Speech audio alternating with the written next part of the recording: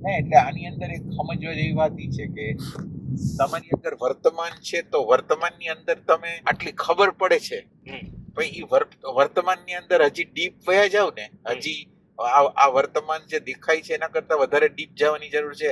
એના દ્વારા એના મૂળ ઓરિજિનલ વસ્તુ છે ને એ તમને સમજાઈ જશે. એટલે અત્યારે તમને કંટ્રોલ કરવો પડે, ન કહેવાનું કરવું પડે, અને ઓલું તમને આમ સમજાય જ જાય. આમ બસ તમે જોયું ને તમને સમજાઈ ગયું. તમારે એને કઈ કહેવાનું નથી આ ખોટું છે સાચું છે, બસ સમજાઈ ગયું, બસ વાત પૂરી થઈ ગઈ. એ ટાઈપની વસ્તુ હોય છે. એટલે તમારે જે જગ્યાએ અત્યારે ઊભા છે ને એ જગ્યાથી સેજ વધારે ડીપ જવાની જરૂર. એટલે અત્યારે આપણે પ્રશ્નને જોઈ શકીએ પણ પ્રશ્નનો અંત છે ને એના માટે હજી વર્તમાનને વધારે પરિશુદ્ધ કરવું પડે. અને નથી થયું ને એટલે ભાઈ આવા એસોસિએશન કરતા હોય ને એ આપણને ઇરિટેશન ઉભું કરે.